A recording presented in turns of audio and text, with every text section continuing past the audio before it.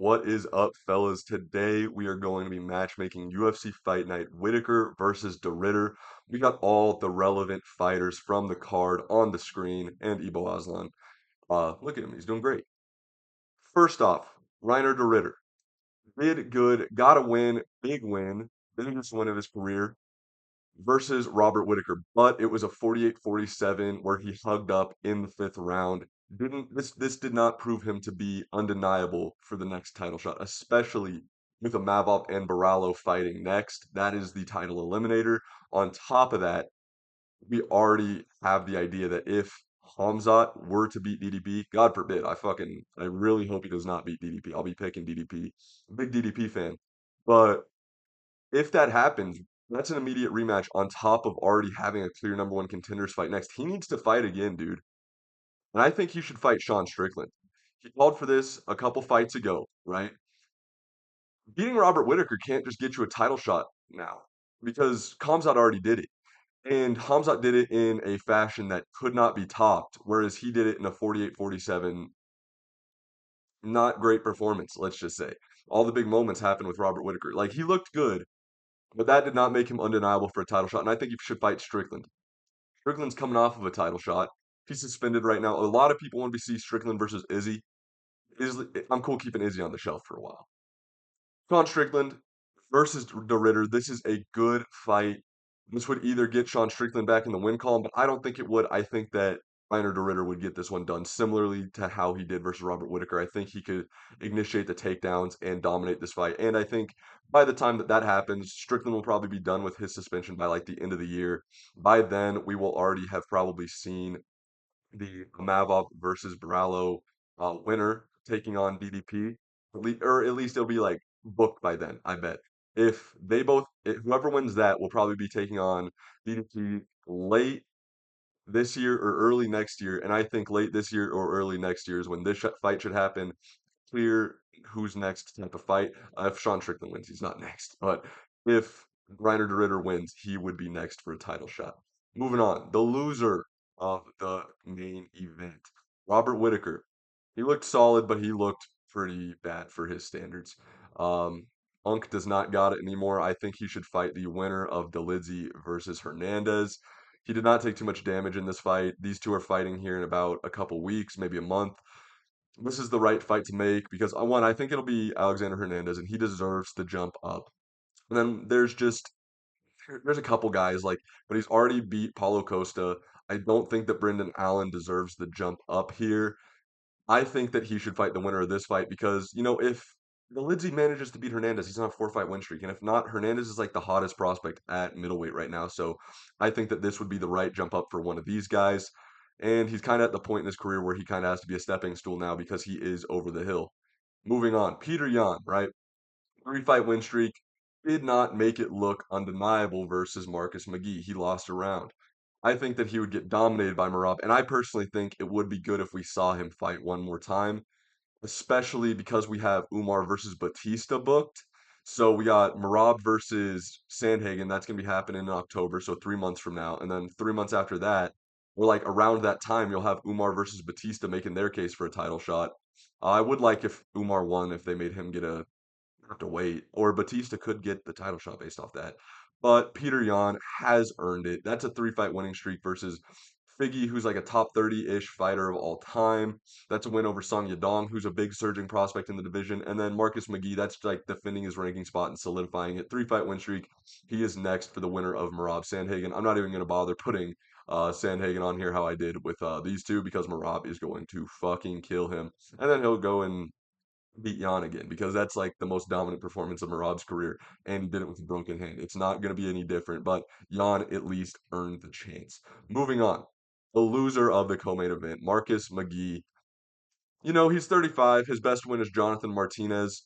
We can't just shoot him back up the rankings after he got that insane jump up. I think that he should have to fight down in the rankings, actually. I don't think we should make him fight an unranked opponent, but I do think that we should make him fight Montel Jackson.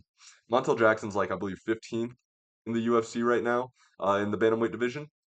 Montel Jackson's pretty good. He's coming off of a great win. Who did he fight? He fought. Might have been. It was not Pedro Munoz. I have no idea who he fought in his last fight, to be honest. But he is on a five fight. It's either a four fight or a five fight win streak. He's really good, man, and I think that this is a perfect matchup because it would prop up one of these guys as prospects, and then they could fight back up the rankings. Because that's the thing, you get the big jump up, you don't succeed, you can't jump up the rankings again. You have to pay your dues and fight down in the rankings. So this is the right matchup for Marcus McGee. Moving on. This is a guy that I match made last week after his loss to fight the winner of this. Tyler Phillips needs to fight Bryce Mitchell. Bryce Mitchell, this will get him back into the rankings with a win. Tyler Phillips has gotten the chance to jump up versus Rob Font. He got the Vinicius Oliveira fight. That's two losses to ranked opponents. You got to fight outside the rankings. And the winner of Bryce Mitchell versus Saeed is probably the most compelling matchup at 135. I think that this is the perfect matchup to make. Not much to say about it because I already talked about why Kyler Phillips needs to do this last week in my matchmaking video for UFC 318. But for Bryce Mitchell, he just put on a very solid performance versus Said Nurmagomedov, who I also said last week I think is better than Kyler Phillips. So I think that this is the right fight to make. Gets Bryce in the rankings, and if he wins this, we could be talking about jumping him up the rankings big time. Moving on, Bogdan Guskov. Bogdan Guskov, right? That's a good win. It's the best win of his career by far. One fight ago, he was getting ragdolled in the first round on short notice by Billy Elikana. He's on a three-fight win streak, but before that, he lost to Volkan Oezdemir. So Krylov's number 10 right now. So with this win, it'll probably put Guskov at number 10. He already lost to the number 9 guy in Volkan Oezdemir. So I'm thinking that we can't fight him up the rankings, especially with everything booked at light heavyweight. Do you want to see him fight Jan Blachowicz or Jamal Hill? I don't. I don't think those are. I don't think he's earned those type of names yet. I actually think that we need him to fight down in the rankings versus another guy on a win streak. Alonzo Menifield. Alonzo Menifield's on a really solid win streak right now, and he just paid his dues beating Umar Sy. I think that Bogdan Guskov needs to prove it a little bit. Um, he's already lost to Volkan Oezdemir. I don't think that, like, I guess you could run that one back, but who really wants to see that? I think that this is the right fight to make because either Alonzo Menifield gets the jump up, and Alonzo Menifield has only lost to good fighters, as well as Bogdan Guskov. He's only lost to Volkan Oezdemir in the UFC, and Volkan, former title challenger, just arguably beat Carlos Ulberg in his last fight. You could run that one back, but I think that he should fight down in the rankings versus Alonzo Menifield. The winner of this fight could get jumped up in the rankings because then they have kind of a better win to hang their hat on. He'd have multiple ranked opponents beat then, so then it would be like, okay, I'm a little bit more undeniable. Moving on, Nikita Krylov, the loser of this fight. Nikita Krylov looked bad, man. He looked really bad, and he's only like 31, 33. So he's not like over the hill, especially for light heavyweight. He's just washed up. He has 40 professional fights too. So there's a lot of wear and tear on the body. I was gonna match him up versus Ion Cutelaba because he arguably did beat Modestas Bukauskas in his last fight. And on top of that, he would be on a three-fight winning streak if you count that robbery. But I'm actually gonna match him up versus the robbery winner of that, Modestas Bukauskas, who's fighting Paul Craig. I think these two will be on a solid, like on a similar timeline. And I think that Paul Craig, if he like, I don't mind even the idea of shooting Paul Craig back up into the rankings because he's lost to good fighters and like, but he is on a bad losing streak. I think that Bukowskis gets it done, and if he does, I think he deserves the jump up. He went 0-3 versus really good competition, got cut, and then went on a great win streak. Where since he's only lost by knockout to Brendan Ribeiro, he's like 6-1 in his last seven. I think that Bukowskis, if he is to beat Paul Craig, deserves the jump up to Krylov. That's a ranked opponent, and that's well deserved. Moving on, Shara Magomedov looked awful. Honestly, he looked terrible versus Marc-Andre Barriou, and I cannot, in good faith, say jump him up the rankings. I think we should put on a fun fight, right? Michel Pereira, he fights Marco Tulio here in a few weeks, and win or lose, I'm probably going to pick him to lose that. I'm pretty high on Tulio. I think win or lose that fight, this one makes sense. It'll be straight fireworks, very entertaining fight, and both of these guys have proven themselves not to be ranked level in the UFC, at least right now. This would be a sick striking matchup. This would be one for the fans. It'll be great to just stick on the next Abu Dhabi card, which I believe is coming around. Honestly, dude, if Michel Pereira wins here, I believe he's fighting on the DDP Hamzat card. If he ends up winning this fight or losing this fight, it really doesn't matter. As long as he doesn't take too much damage, they could turn around and make this fight on the Saudi Arabia card for UFC 321. I think that would be perfect. I think this is a sick striking matchup. I think it's a winnable fight for Shara and a winnable fight for Michelle Pahea, who have both proven to lose to the top guys. We could at least put on a fun one. I wouldn't be mad seeing this as like the featured fight of a pay-per-view, or maybe the main card like opener, but like that's two unranked fighters. He has a lot of pull in Saudi Arabia though, so if that happened, it would not be egregious. It is kind of deserved because of his fan base out there. And this is the right matchup to make. Neither of them will get smudged because they're bad grapplers, and you can make this fight just market it as a sick striking matchup. Moving on, Oswald Mabayev. You're not getting Joshua Van Little, bro. Does this guy live under a rock? Does he not keep up with what's going on in his own division?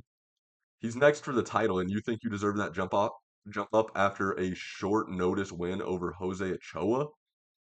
I think that you need to fight down in the rankings again, bro. I like you just beat an unranked opponent. You got your jump up versus Manel Cap. You didn't win.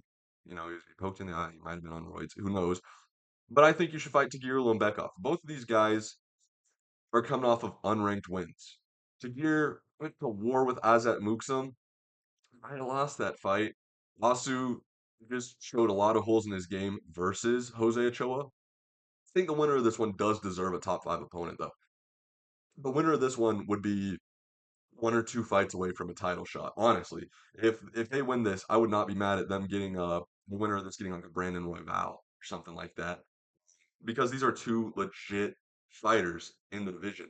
They both lost to some higher level competition in the division, but they're both on good win streaks right now. But like that's the thing.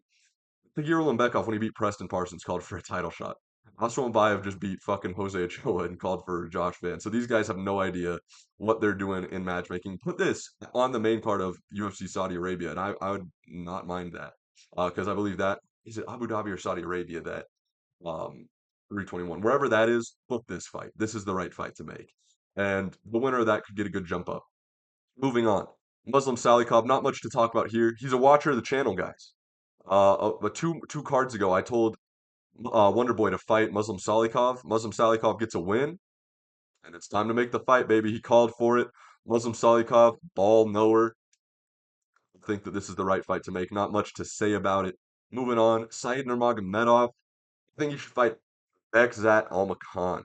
You know, he's had a couple fights in a row that if he wins, the next one is a ranked opponent. If he beat Bryce Mitchell, I'm matching him up with Kyler Phillips. If he beat Vinicius Oliveira, I would have been matching him up with fucking Rob Font or some shit. I don't know.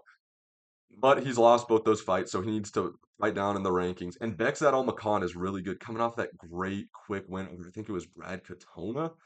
He dominated, and I think that he deserves the jump up in the not the rankings, but you know, you beat Said Nurmagomedov, you're ranked level in the UFC bantamweight division.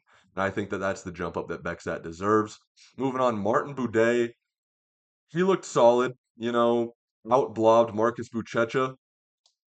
I think that we could jump him up the rankings. I think that that's fair. He just like he paid his dues. He just beat a debuting guy who was quote unquote dangerous. We could have him fight Tai Tuivasa. You know, it makes sense. Tai Tuivasa, I don't know if he'll be in fight shape here pretty soon, but there's the Perth card coming up by the end of the year. That would be the perfect time to make this fight. Also, they can do a they can do a heavyweight catch weight because Martin Buday was the last guy to fucking. We can do a super heavyweight fight because we've seen the state of my boy Tai Tuivasa lately. He's not exactly in fight shape. Then Martin Buday was the last man to weigh in the last card. So like the other night, he had to cut to 266. He had to cut weight to make the heavyweight.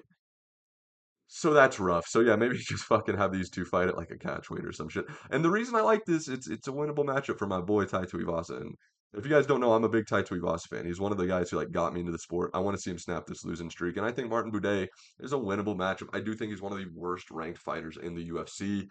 But it is a good win that he just came off of, so he deserves the jump up in the rankings. Tai Tuivasa is still like number 10, number 11 in the world. I think it works. I think that it is the right fight to make. Couple blobs, blobbing it out. They could go to war. I hope Boudet wouldn't wrestle in this one so we could have like a fun, entertaining scrap for Tai Tuivasa. Because honestly, like you look at Tai Tuivasa's losing streak, he hasn't lost to anybody bad. He hasn't lost to anybody that it's like an egregious loss. Like Jairzinho Rosenstrike's really good. Tai Tu, no, sorry, like Burra is really good. Pavlovich is good. Gane is good. So like he's on like a fair losing streak. Like it's none of these guys are like egregious losses. So yeah, I think that that's the fight to make. But guys, let me know what you guys thought about my matchmaking ideas. Let me know what fights you want to see next. Let me know if you guys enjoyed seeing Ibo Aslan get slumped out as much as I did. Make sure to leave a comment down below saying what matchups you guys want to see next, and make sure to like and subscribe. And I'll be seeing you guys in the next one. Later this week, I'll probably be dropping a video on the heavyweight division or maybe a GOAT list. I'm not sure, but I will be uploading here pretty soon, so stay tuned for that. Thank you guys for watching, and I'll catch you in the next one. Peace.